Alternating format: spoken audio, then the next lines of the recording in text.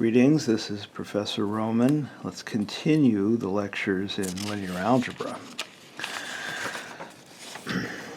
We have just discussed the primary cyclic decomposition of a finite dimensional operator module.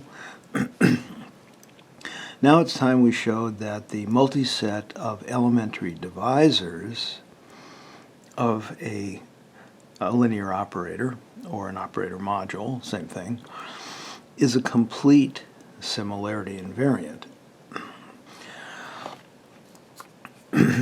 Actually, we've done most of the hard work already, and as often been the case in the past, we're going to turn to a matrix approach using the coordinate isomorphism, the coordinate map.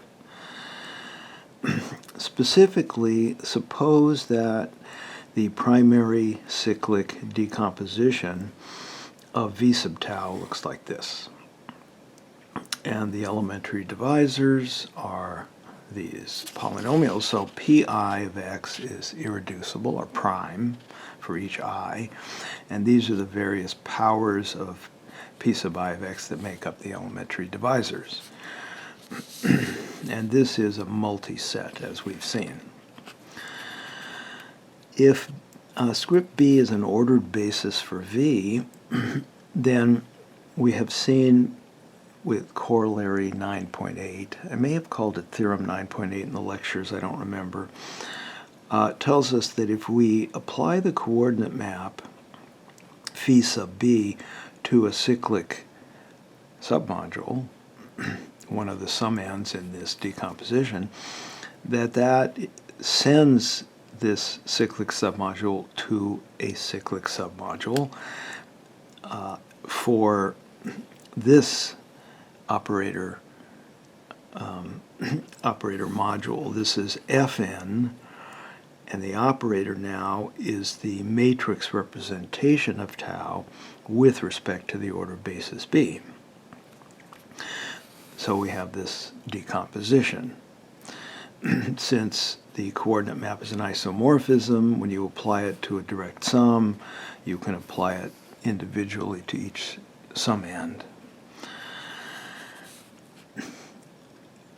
Since these two are isomorphic, they have the same minimal polynomial, and therefore this is in fact a primary cyclic decomposition of this operator module.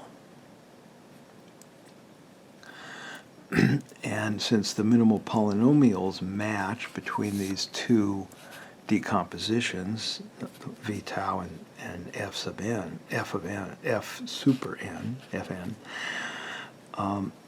the multisets of elementary divisors are the same. This applies, of course, no matter which ordered basis we choose for v, and so the multiset of elementary divisors of tau, the operator tau, is the same as the multiset of elementary divisors of any matrix representation of tau. Therefore, all the matrices in the similarity class that represent tau have the same multiset of elementary divisors, which means that this multiset is a similarity invariant. That's half the battle. We haven't proven yet that it's complete, which is the testy part, actually. So it remains then to prove that if two matrices A and B have the same multiset of elementary divisors, then they must in fact be similar in the same similarity class. There's various ways to do this. One approach is, first we examine the primary decomposition of each of the matrix operator modules for A and B. Since the two matrices have the same minimal polynomial, we can arrange the primary decomposition So that, of course they will have the same number of terms because that's the number of prime power factors of the minimal polynomial. And we can order these summands so that the minimal polynomials match. So the minimal polynomial of k sub I is the same as that of j sub I, and it is a prime power factor of the minimal polynomial, the common minimal polynomial. Now we can examine the corresponding primary summands here. So just to simplify the notation a bit, let's say k and j. K is one of these summands, j is one of these summands. These are the primary summands, and that they have the same elementary divisors. In this list here, p of x first to the power e1 and e2 and so on. And as usual, we'll order these. I probably should have said that ei bigger than or equal to ei plus 1. Okay? It's the customary order. Now, we have seen, and this was quite difficult for us, that we can break off a cyclic submodule of maximum dimension from the primary summand k and one from j. And these two will have this minimal polynomial. That's the polynomial of largest degree, therefore giving us the cyclic submodule of largest dimension. So these two minimal polynomials are p of x to the e1. We have seen in a recent theorem that when cyclic submodules have the same minimal polynomial, they're isomorphic. So this cyclic submodule and this one are isomorphic. Well, we can repeat the process with K2 and J2, the direct summands here. When we pull a second cyclic submodule out of these, again, we do so for one that has maximum dimension, or equivalently, its minimal polynomial has maximum degree, it's going to be this one. So they're going to have, they too will have the same minimal polynomial. So here's the decomposition now. We've got our second cyclic submodules. Those two have the same minimal polynomial, and therefore they are isomorphic. Well, I guess it's clearer at this point that when we continue this process, we will eventually get primary cyclic decompositions for K and J where the corresponding cyclic summands are isomorphic. That means, in fact, that K and J are isomorphic, and therefore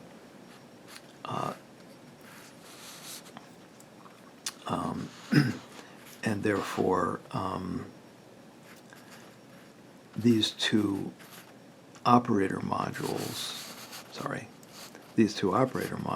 isomorphic. If K1 and J1 are isomorphic and so on, then we can take the individual isomorphisms and piece them together because these sums are direct. And I'll let you think about the details. So these two operator modules are isomorphic. But we have also seen in corollary 910 that the operator modules of this form are isomorphic if and only if the matrices A and B are similar. So we have shown then that if two matrices are similar, if two matrices have the same multiset of elementary divisors, this isomorphism holds, and therefore the matrices are similar. So, in conclusion, the multiset of elementary divisors of a matrix, or in fact an operator,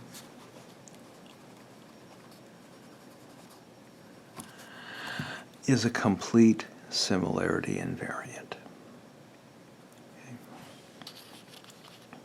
I think I'll leave this out. Okay, so we've done quite a major accomplishment here. We finally found a complete similarity invariant. Something we've been looking for quite a long time, and we found many similarity invariants, but none of them were complete.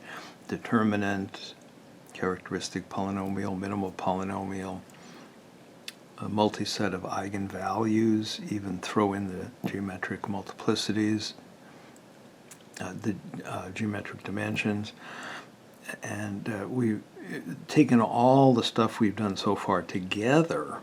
Still was not enough information to form a complete similarity invariant. And I guess in perspective now you can see perhaps why the elementary divisors are a fairly complicated structure. You have to factor the minimal polynomial. You take each of the prime power factors, but then they spawn a bunch of potentially smaller powers of the prime factors of the minimal polynomial. So it's a pretty complicated collection. Not always easy to find those. In fact, if you can't factor the minimal polynomial, you're pretty much stuck.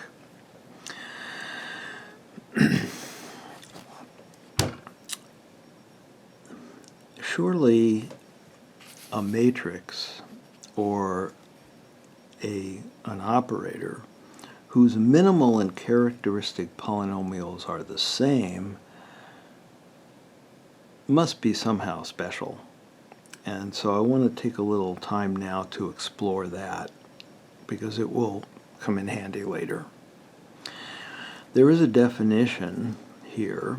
A matrix A is non-derogatory if its minimal polynomial and characteristic polynomial are the same. It's a strange term, I guess, so let me explain where that came from. There was a mathematician named John Joseph Sylvester, and he lived from 1814 to 1897, and he coined the term derogatory and therefore non-derogatory.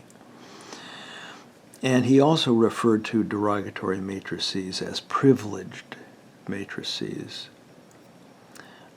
It would seem as though maybe non-derogatory matrices are privileged, but whatever.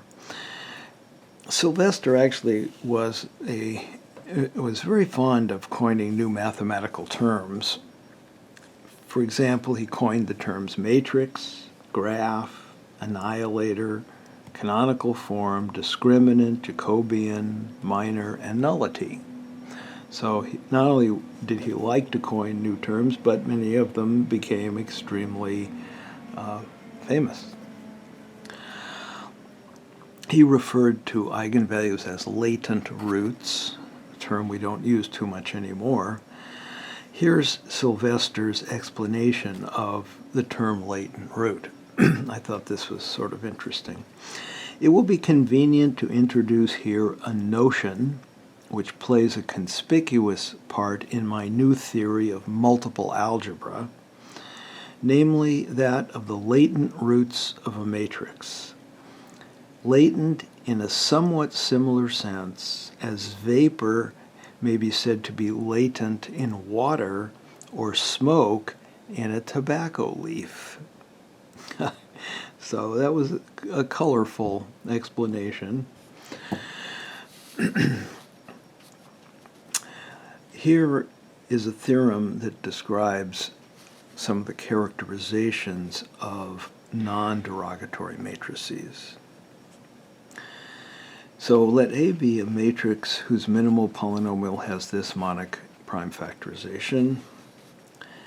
The following are equivalent. A is non-derogatory. That means that, again, its minimal and characteristic polynomials are equal. The multiset of elementary divisors of A is as small as possible in the sense that it has the fewest number of elements. That might have been a better way to say it. So what would that mean? Well, each prime power factor of the minimal polynomial is an elementary divisor, must be.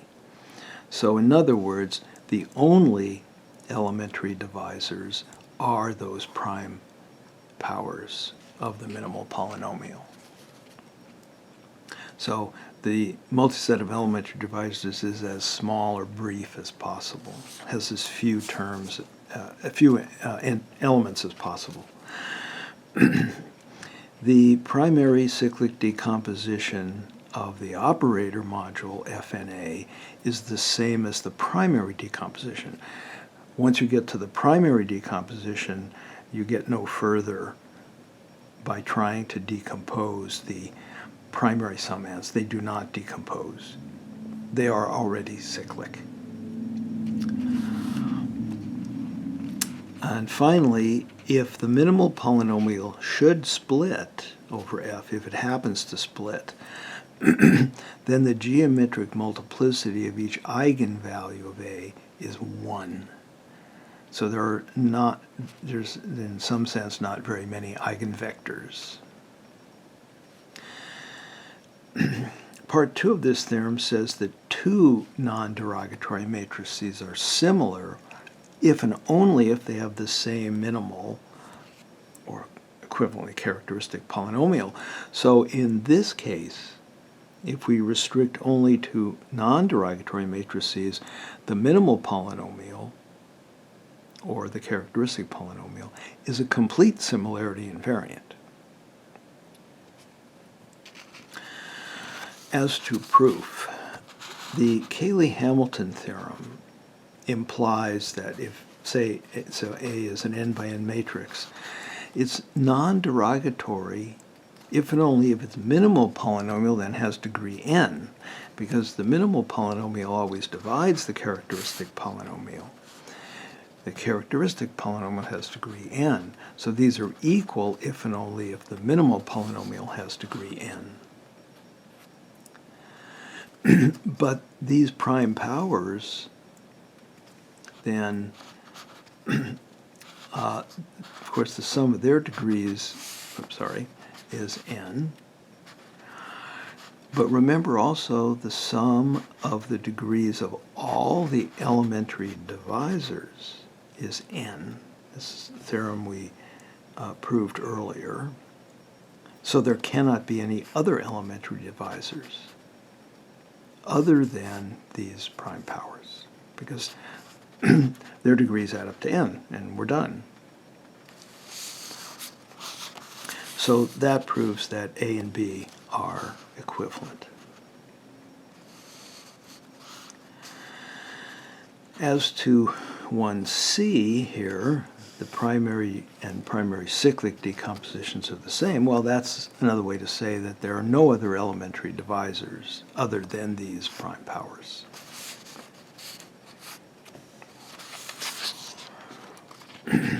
And for part D, we assume then that the minimal polynomial splits over F. If lambda is an eigenvalue of the operator, and then the primary summand associated with lambda is the kernel of x minus lambda to the e. This is a linear summand, if you remember the term.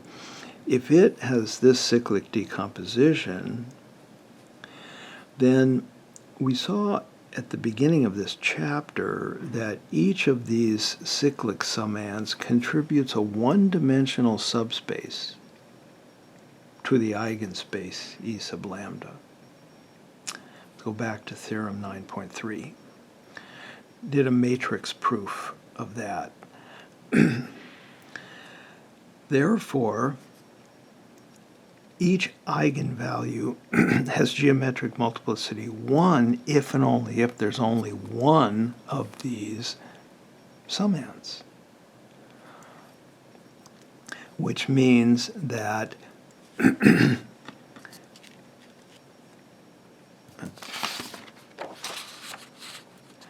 one C holds. The primary cyclic and the primary decompositions are the same. Or put another way, there's only one elementary divisor for each lambda. Okay. So that means that 1C and 1D are equivalent, these two. Finally, if we have two non-derogatory matrices, to show they're similar if and only if they have the same minimal polynomial, well, the first part of the theorem, part we just proved, implies that A and B have the same minimal polynomial if and only if they have the same elementary divisors, and that's equivalent to saying that they're similar.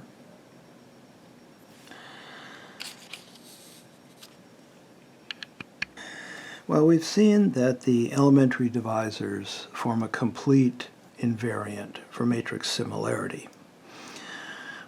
We can use the primary cyclic decomposition to obtain a canonical form for matrix similarity as well. We saw way back in the first theorem of the chapter that if tau is a linear operator and we have a cyclic submodule of the operator module v tau, and if this is its minimal polynomial, and if we take the tau cyclic basis for this cyclic submodule, then the matrix of the restriction of tau to this cyclic submodule with respect to this cyclic basis looks like this. It's a companion matrix. Companion matrices can be defined for any polynomial. We don't need an operator for that purpose. So if this is a monic polynomial, for any monic polynomial, then this is the companion matrix. Companion matrices are very important and have some important properties we're going to need, two of which are the following. The companion matrix of a polynomial is non-derogatory, meaning that its minimal polynomial is equal to its characteristic polynomial. And in addition, those are equal to P of x itself. So when we look at companion matrix, the last column gives us the coefficients for the common minimal / characteristic polynomial.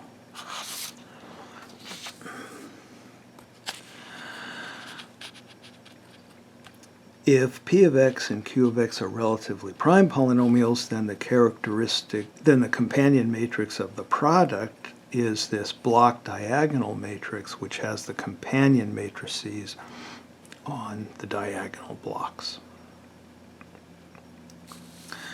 To prove the part 1, we only need to show that the minimal polynomial of A is equal to P of x, because P of x has degree equal to the size of the matrix, and the characteristic polynomial has that same degree, but since the minimal polynomial divides the characteristic polynomial, this will force all three polynomials to be the same.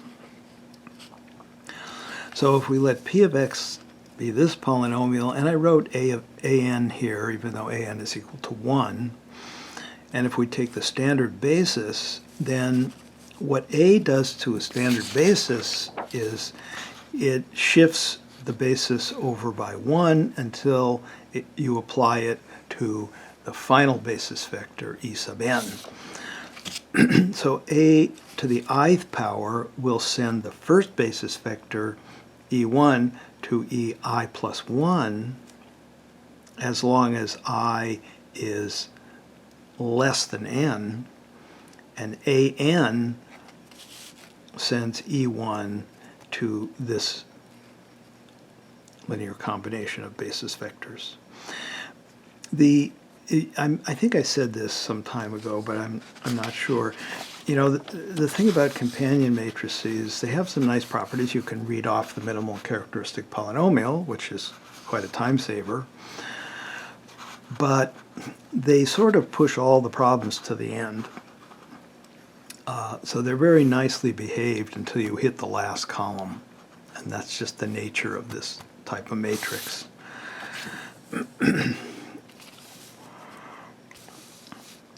So it follows here that if f of x is a polynomial, then f of a is 0, if and only if f of a applied to all the basis vectors is 0. So that would make f of a the 0 operator, and therefore the 0 matrix. And that will hold if and only if f of a annihilates e1. And you have to check that based on these facts here.